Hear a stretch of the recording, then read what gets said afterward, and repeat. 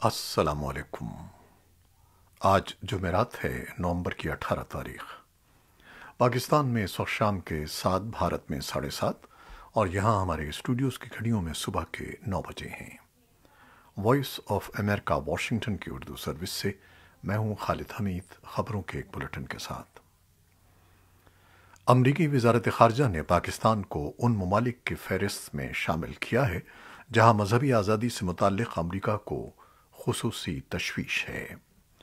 امریکہ کے وزیر خارجہ اینٹنی بلنکن نے بدھ کو پاکستان، روس، سعودی عرب، چین، میانمار، ایریٹریا، شمالی کوریا، تاجکستان، ترکمانستان کو محکمہ خارجہ کی خصوصی فہرست میں شامل کرتے ہوئے کہا ہے کہ ان ممالک میں مبینہ طور پر مذہبی آزادی کی سنگین اور مسلسل خلاف ورزیاں روا رکھی جا رہی ہیں۔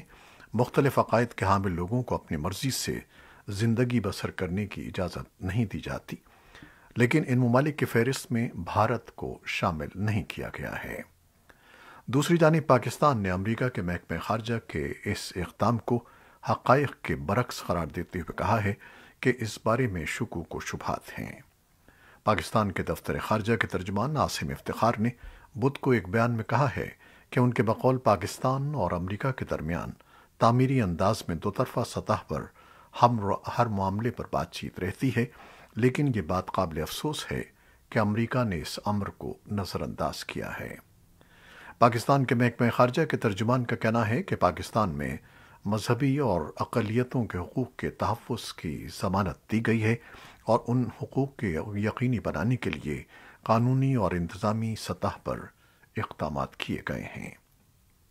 امریکی محکمہ خارجہ ہر سال اس طرح کے ملکوں کی فہرست تیار کرتا ہے۔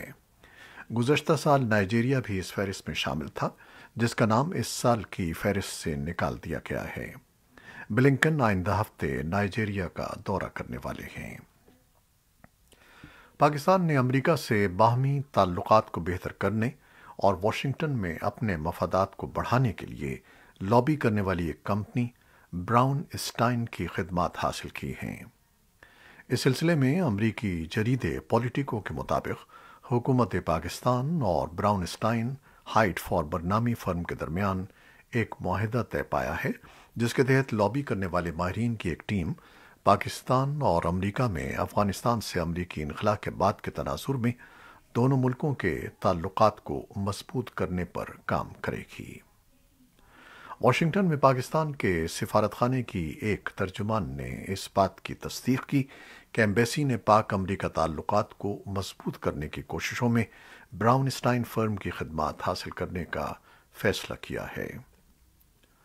اقوام متحدہ کی افغانستان میں اعلیٰ ترین سفارتکار ڈیبرا لیونس نے کہا ہے کہ بین الاقوامی برادری کو افغانستان میں داعش کی بڑھتی ہوئی موجودگی پر بہت زیادہ توجہ دینے کی ضرورت ہے۔ اقوام متحدہ کے سیکیورٹی کونسل کے اجلاس کو آگاہ کرتے ہوئے ڈیبرا لیونس نے کہا کہ داعش افغانستان میں عدم استحکام کا فائدہ اٹھاتے ہوئے اپنی موجودگی کو بڑھانے میں مصروف ہے۔ پہلے داعش چند صوبوں اور دارالحکومت کابل میں محدود تھی، البتہ اب ایسا محسوس ہو رہا ہے کہ جیسے اس کی رسائی تمام صوبوں تک ہو گئی ہے اور اس کی سرگرمیوں میں تیزی سے اضافہ ہو رہا ہے۔ انہوں نے مزید کہا کہ افغانستان میں ہونے والے رواں برس 334 حملوں کی ذمہ داری داعش نے قبول کی ہے، جبکہ گزشتہ برس اس کے حملوں کی تعداد صرف 60 تھی۔ طالبان نے اقوام متحدہ کو یقین دہانی کرائی ہے کہ وہ اس کی افغانستان میں موجودگی اور عوام کی معاونت کے خواہاں ہیں۔ روس سے انسانی امداد کی پہلی کھیپ جمعرات کو کابل پہنچی۔ 36 ٹن امداد میں آٹا، تیل اور کمبل شامل تھے۔ افغانستان کے عوام اور طالبان حکومت کی جانب سے اس امداد پر روس اور روسی عوام کا شکریہ ادا کیا گیا ہے۔ پاکستان کے صوبہ پنجاب کی پولیس نے مذہبی جماعت تحریک لبیک پاکستان کے سربراہ سعد حسین رضوی کو 7 ماہ بعد رہا کر دیا ہے۔ مقامی میڈیا کے مطابق ٹی ایل پی کے ترجمان نے تصدیق کی ہے کہ سعد حسین رضوی کو رہا کر دیا گیا ہے۔ سعد حسین رضوی کو مقامی انتظامیہ کی درخواست پر نظر بند کیا گیا تھا اور ان کا نام 4 شیڈول میں بھی شامل رکھا گیا تھا۔ 2 ہفتے قبل ہی حکومت نے تحریک لبیک پاکستان کو کالعدم جماعتوں کی فہرست سے نکالا تھا، تاہم جماعت کے امیر سعد حسین رضوی بدستور حراست میں تھے۔ ٹی ایل پی کا نام کالعدم تنظیموں کی فہرست سے نکالے جانے پر تحریک لبیک پاکستان نے 11 روز سے وزیر آباد میں جاری دھرنا ختم کرتے ہوئے لاہور میں اپنے مرکز مسجد رحمت للعالمین جانے کا اعلان کیا تھا۔ پاکستان کی وزارت داخلہ نے رواں سال اپریل میں ٹی ایل پی کو کالعدم قرار دیا تھا، لیکن حالیہ عرصے میں حکومت سے ہونے والے ایک معاہدے کے تحت اس کے پرانے اسٹیٹس کی بحالی کا نوٹیفیکیشن جاری کیا گیا تھا۔ نوٹیفیکیشن کے بعد اب ٹی ایل پی کے ساتھ لفظ کالعدم نہیں لکھا جائے گا اور یہ جماعت ملک بھر میں اپنی مذہبی اور سیاسی سرگرمیاں جاری رکھ سکے گی۔ بھارتی ریاست ہریانہ کے گڑگاؤں میں جہاں ایک طرف بعض ہندو تنظیموں کی جانب سے پارکوں میں نماز جمعہ کی ادائیگی کے خلاف احتجاج کیا جا رہا ہے اور مسلمانوں کو وہاں نماز پڑھنے سے روکا جا رہا ہے، وہیں دوسری طرف پہلے ایک غیر مسلم نے اپنے مکان اور دکان میں نماز کی اجازت دی اور اب گڑگاؤں کے 5 گردواروں کے دروازے بھی نماز کے لیے کھول دیے گئے ہیں۔ ان 5 گردواروں میں بیک وقت مجموعی طور پر 2 سے 2,500 افراد کی گنجائش ہے۔ گردوارہ گورو سنگھ سبھا کے صدر شیر دل سدھو نے وائس آف امریکہ سے گفتگو کرتے ہوئے کہا کہ یہاں جو کچھ ہو رہا ہے اس پر ہم خاموش تماشائی بنے نہیں رہ سکتے۔ ان کے بقول جب ہم نے دیکھا کہ یہاں کے مسلمانوں کو نماز ادا کرنے میں دشواری پیش آ رہی ہے اور کچھ لوگ اس کی مخالفت کر رہے ہیں تو ہم نے محسوس کیا کہ ہمیں اپنے گردواروں کو نماز کے لیے کھول دینا چاہیے، کیونکہ کوئی بھی مذہب نفرت کی تعلیم نہیں دیتا، ہر مذہب انسانیت کی تعلیم دیتا ہے۔ اس معاملے میں سرگرم نو تشکیل شدہ گڑگاؤں مسلم کونسل کے ایک رکن نے وائس آف امریکہ سے گفتگو میں کہا کہ شیر دل سدھو کے اس قدم سے مذہب کی بنیاد پر ہندو مسلم منافرت پیدا کرنے والوں کی سازشوں کو ناکام بنایا جا سکے گا۔ بھارت کے زیر انتظام کشمیر کے سربراہ انتظامیہ لیفٹیننٹ گورنر منوج سنہا نے دارالحکومت سری نگر میں پیر کی رات مشتبہ علیحدگی پسند عسکریت پسندوں اور سیکیورٹی فورسز کے درمیان پیش آئی مبینہ جھڑپ کے دوران 2 شہریوں کی ہلاکت کی تحقیقات ایک ضلع میجسٹریٹ کے ذریعے کرانے کا اعلان کیا ہے۔ انہوں نے جمعرات کو بتایا کہ حکومت مقررہ وقت کے اندر کی جانے والی اس تحقیقات کی رپورٹ موصول ہونے کے فوراً بعد اس سلسلے میں مناسب کارروائی کرے گی، تاہم انہوں نے وقت کا تعین نہیں کیا۔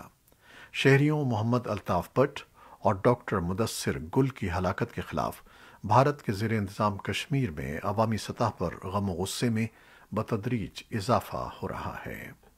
پولیس نے بدھ کو نصف شب کے قریب ہلاک کیے گئے شہریوں کے لواحقین کو سری نگر کے میڈیا ہب مشتاق پریس انکلیو سے، جہاں یہ مطالبہ منوانے کے لیے ان کے عزیزوں کی میتیں انہیں لوٹائی جائیں، دھرنے پر بیٹھے تھے، زبردستی ہٹا کر حراست میں لے لیا گیا۔ اس سے پہلے علاقے کے لیے بجلی سپلائی روک دی گئی تھی۔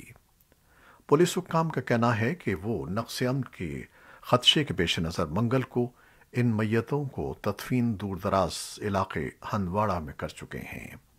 مختلف سیاسی جماعتوں نے لیفٹیننٹ گورنر سے مداخلت کی اپیل کی تھی، لیکن انہوں نے باقیات لوٹانے کے بارے میں تاحال خاموشی اختیار کر رکھی ہے۔ البتہ انہوں نے جمعرات کو بتایا کہ ان کی انتظامیہ اس بات کا اعادہ کرنا چاہتی ہے کہ وہ معصوم شہریوں کی زندگیوں کو تحفظ فراہم کرنے کی پابند ہے اور اس بات کو یقینی بنائے گی کہ ناانصافی نہ ہو۔ امریکہ کے وزیر دفاع لائیڈ آسٹن نے کہا ہے کہ چین کی جانب سے حالیہ دنوں میں کیے جانے والے ہائپر سونک میزائل تجربے سے چین کی فوج کی بڑھتی ہوئی طاقت پر تشویش پیدا ہوئی ہے۔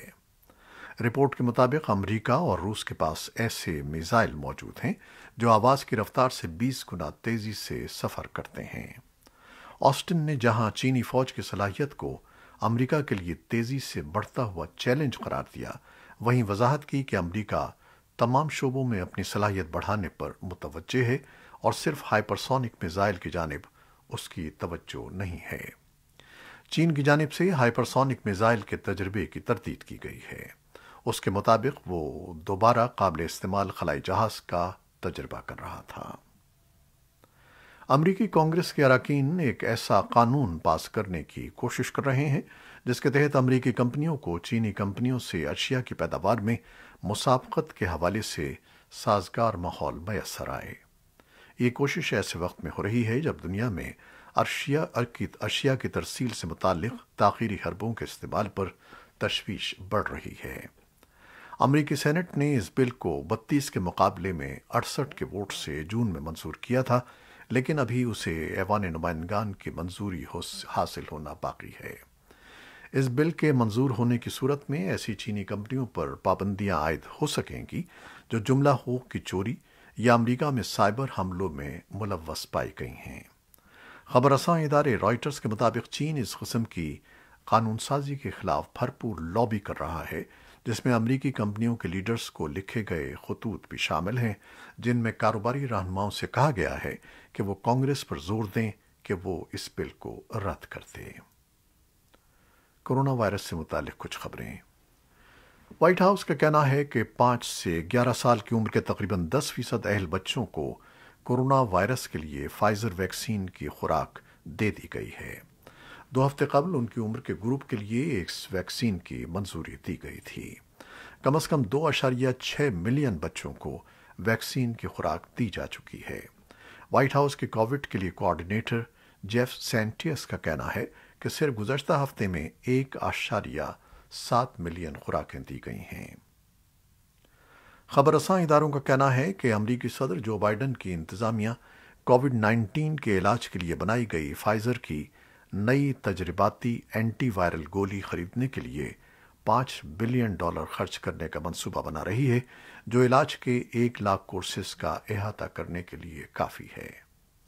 یہ انکشاف امریکی دواساز کمپنی کے اعلان کے ایک دن بعد سامنے آیا ہے، جب اس نے جنیوا میں قائم اقوام متحدہ کے حمایت یافتہ public health group medicine patent pool کے ساتھ ایک معاہدے پر دستخط کیے تاکہ جینیرک دوائی بنانے والوں کو 95 ممالک کے لیے تجرباتی گولی تیار کرنے کی اجازت دی جائے۔ اس معاہدے سے یہ گولی دنیا کی 53% آبادی پر مشتمل کم اور درمیانی آمدنی والے ممالک کو کورونا سے علاج کے لیے دستیاب ہوگی۔ جنوبی کوریا میں حکام نے بدھ کے روز کووڈ-19 کے 3187 نئے کیسز کی اطلاع دی ہے۔ ملک بھر میں سماجی دوری کے اقدامات کو کم کرنے کے بعد 3 ہفتوں سے بھی کم وقت میں یہ دوسری بار ہوا ہے کہ یومیہ شرح 3000 سے اوپر ہو گئی ہے۔ کوریا میں بیماریوں کے کنٹرول اور روک تھام کے ادارے نے ریکارڈ تعداد میں 522 افراد کو ہسپتال میں داخل کرنے کی اطلاع دی ہے۔ بدھ کے روز 21 اموات کی اطلاع کے بعد ملک میں ہلاکتوں کی تعداد اب 3158 ہے۔ امریکہ میں امراض اور ان کی روک تھام کے مراکز کے مطابق مئی سن 2020 اور اپریل 2021 کے درمیان 1 لاکھ امریکی منشیات کی زیادہ مقدار لینے سے ہلاک ہوئے، جو گزشتہ سال کے مقابلے میں تقریباً 30% زیادہ ہے۔ صدر جو بائیڈن نے ایک بیان میں اس واقعے کو افسوسناک سنگ میل قرار دیا ہے اور کہا ہے کہ ان کی انتظامیہ نشے سے نمٹنے اور اوور ڈوز کی وبا کو ختم کرنے کے لیے بہترین کوششیں کرنے کا عزم رکھتی ہے۔ زیادہ مقدار میں منشیات کے استعمال سے ہونے والی اموات اب کار حادثوں، اسلحے اور فلو سے ہونے والی اموات سے زیادہ ہو چکی ہیں۔ عالمی ادارہ صحت WHO کا کہنا ہے کہ دنیا بھر میں حالیہ برسوں میں تمباکو نوشی کرنے والوں میں مسلسل کمی آ رہی ہے۔ WHO نے دنیا بھر کے ممالک پر زور دیا ہے کہ وہ مزید ایسے اقدامات کریں جس سے تمباکو نوشی کی ہلاکت خیز لت کا خاتمہ ہو سکے۔ WHO کی تازہ رپورٹ کے مطابق دنیا بھر میں 2020 میں 1 ارب 30 کروڑ افراد تمباکو نوشی کے عادی تھے، جبکہ اس سے 2 برس قبل تک یہ تعداد 1 ارب 32 کروڑ تھی۔ عالمی ادارہ صحت نے امکان ظاہر کیا ہے کہ آئندہ 4 برسوں یعنی سن 2025 تک یہ تعداد مزید کم ہو کر 1 ارب 27 کروڑ ہو سکتی ہے۔ عالمی ادارہ صحت کے سربراہ ٹیڈروس گیبریسس کا کہنا ہے کہ یہ انتہائی حوصلہ افزا ہے کہ ہر برس تمباکو استعمال کرنے والوں کی تعداد میں کمی آ رہی ہے۔ Afghanistan national institute of music and Afghan women's orchestra Kabul کے بانی اور ڈائریکٹر ڈاکٹر احمد سرمست نے اعلان کیا ہے کہ Afghanistan national institute of music community کے تمام 272 اراکین کو افغانستان سے دوحہ پہنچا دیا گیا ہے۔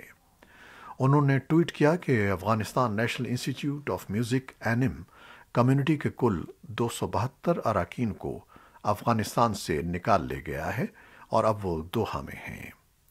وہ پرتگال میں دوبارہ آباد کاری کے لیے تیار ہیں، جہاں اینم کی دوبارہ تشکیل دی جائے گی۔